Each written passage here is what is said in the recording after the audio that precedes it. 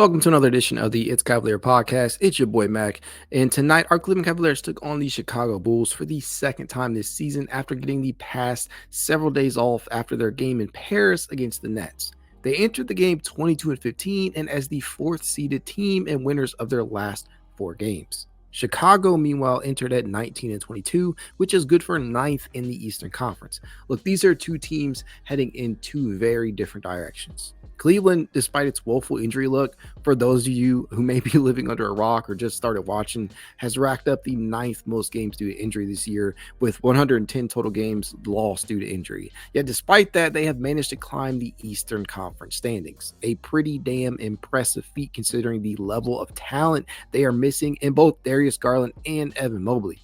They entered the game 9-3 without the services of those two, and now they are 10-3. For some fans, those temporary absences, and yes, that's the key word here, temporary, were a death sentence or a signal to fold up shop. To others, such as myself, this was a chance to really get to see the depth that this team has to work with. It was a chance to see some of the burgeoning talent get real run. Guys like Craig Porter Jr. and Sam Merrill were finally going to get a real opportunity to shine, or at least we hoped, right?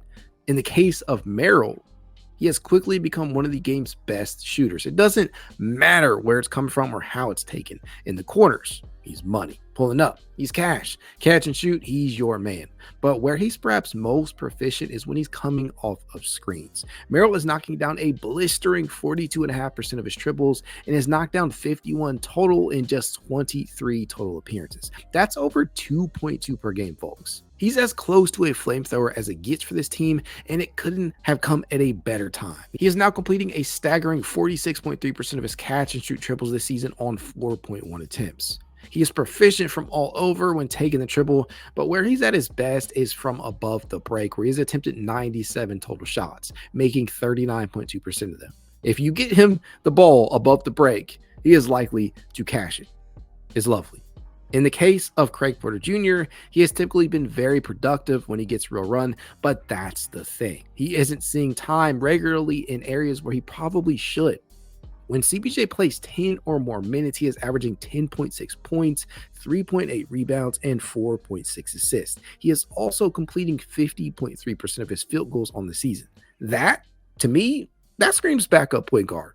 He is more than capable of assisting this team, especially without Darius Garland out there to steady things. I cannot understand for the life of me why he isn't getting consistent minutes at this point. Much like the prior game, Cleveland rolled into halftime with a pretty substantial lead, 46-60 to be exact. And in that first half, the Cavaliers looked like a well-oiled machine. Multiple Cavaliers appeared to bring their A game. Donovan Mitchell led the team with 17 at the half, lighting up the Chicago defense with a trio of triples and some well-timed drives into the interior of their defense. George Niang, who came into the game averaging 11.6 points and 5.8 boards while completing 50% of his triples with really good volume, I might add, once again had it going, drilling 3 triples, each of them coming in a first quarter that saw the Cavs pour in 40 points on the Bulls. Sam Merrill, who I discussed earlier, nailed 3 first-half triples himself on his way to another productive outing. And boy, I got to add this. The Chicago Bulls are terrible at defending the three-point shot. They didn't have a body on Merrill at all. And considering just how Sam has made defenses pay for that type of thing, I am very surprised that Chicago didn't game plan for him. Throw in Caris LeVert providing some much-needed shot creation and playmaking off the bench, as well as Jarrett Allen's continued all-star level play from the center position, and you get a perceived shellacking courtesy of the Cavs, right? Well, at least that's the direction the game appeared to be heading in going into the half.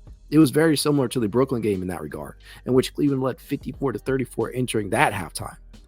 But just as it did against BK, the offense got ice cold, like Antarctic level frozen. It didn't start out that way, as the Cavs would open the third frame by scoring 17 points in the first 6 minutes. But then the offense sputters. They managed just 3 points the rest of the quarter. 3 points in over 6 minutes of play, ladies and gentlemen. And this gave way to a 28-6 run by Chicago, which resulted in them taking an 81-80 lead early in the fourth after Koby White made 2 free throws.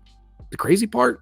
Cleveland had been up 74-53 prior to that with 6:53 left in the third. Mitchell scored 10 of the team's 23rd quarter points himself, and honestly, had he not been out there, this could have quickly devolved into a much different scenario. He kept them afloat.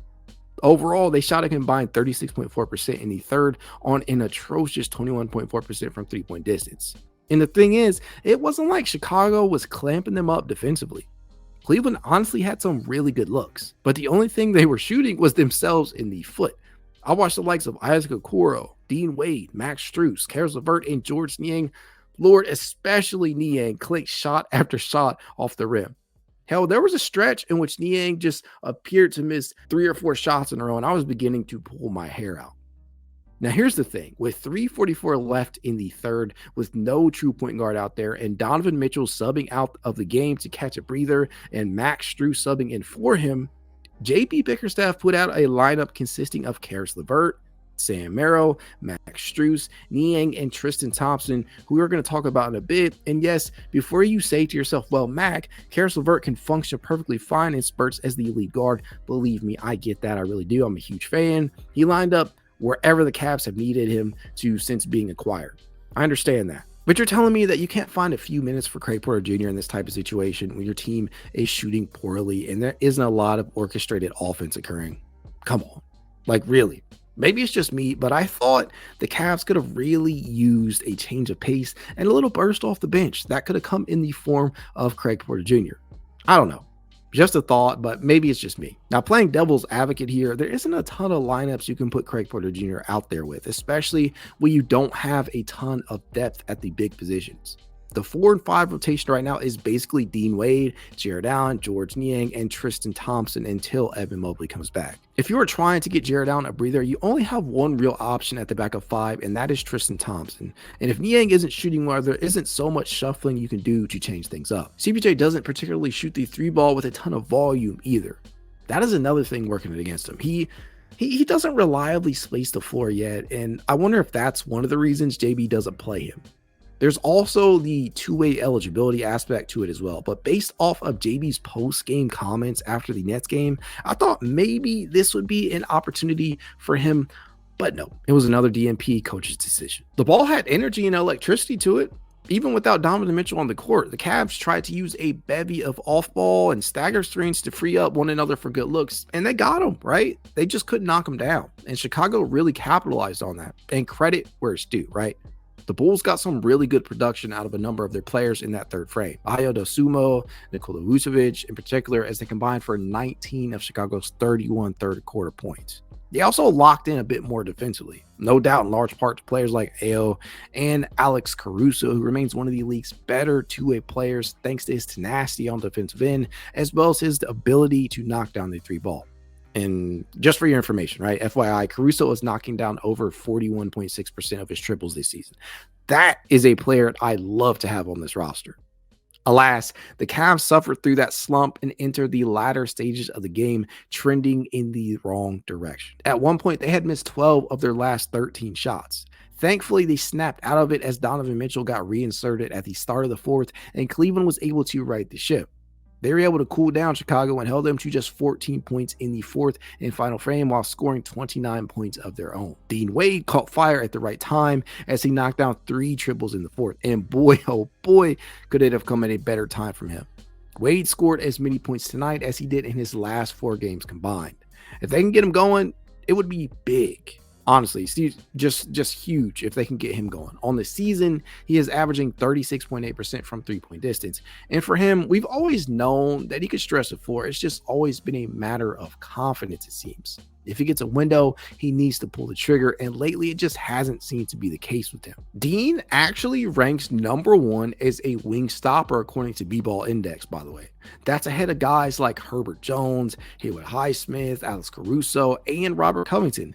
People need to put a bit more respect on his name because a lot of nights he isn't called upon to put up a ton of points, but rather take on tough defensive assignments in that front court, especially with the likes of Evan Mobley not out there. And Dean wasn't the only Cavalier to knock down timely shots in that fourth.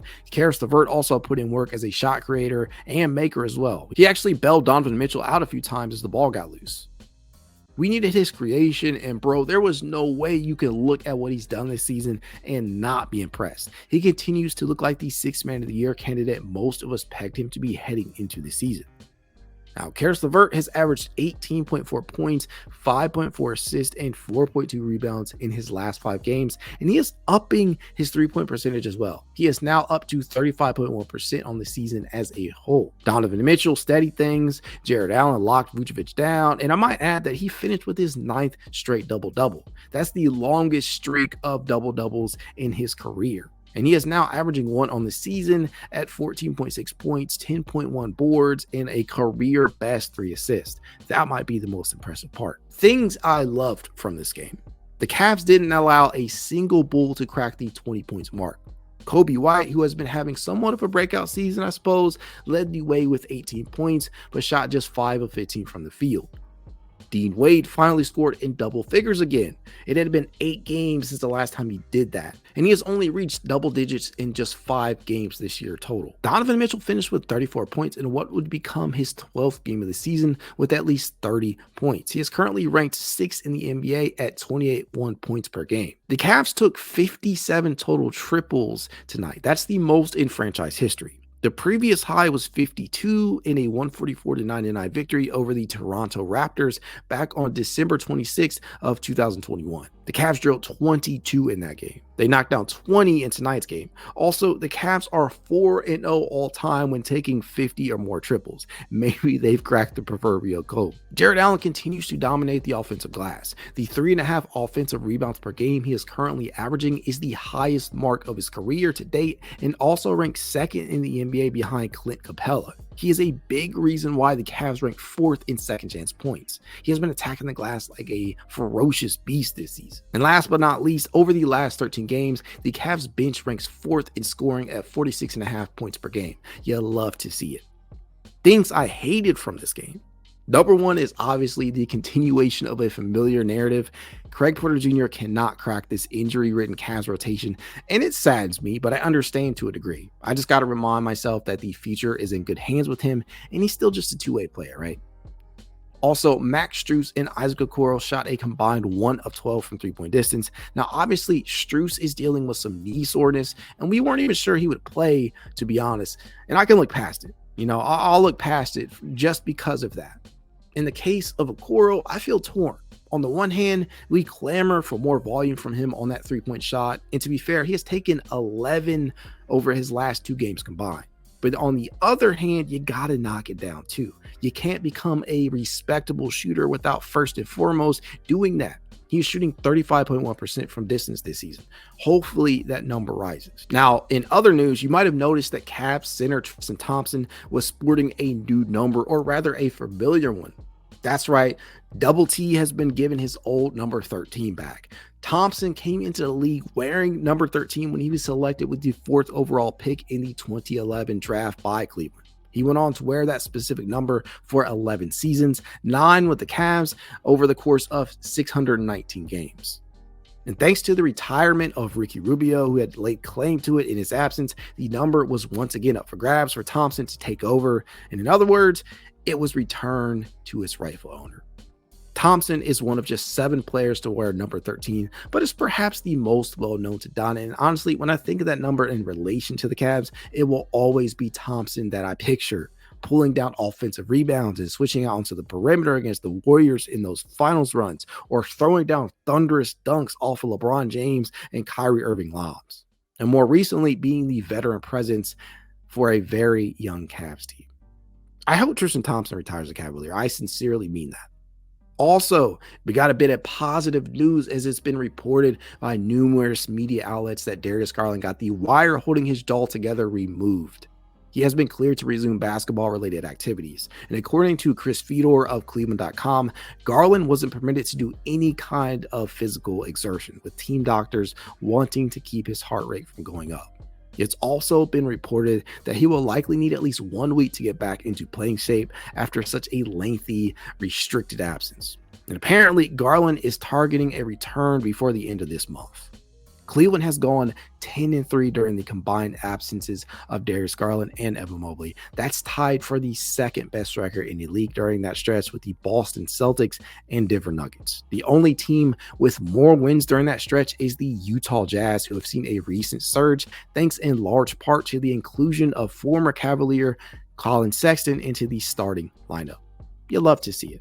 This Cavalier team, despite going through a ton of adversity to begin the season, is starting to pick up the pace, and they're thriving, and they don't even have their best players out there. With that being said, the Cavs are trending upwards. Good place for me to end it.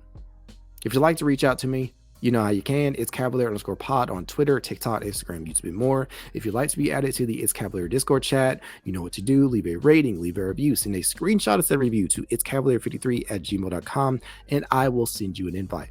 That said, go Cavs. Have a good night.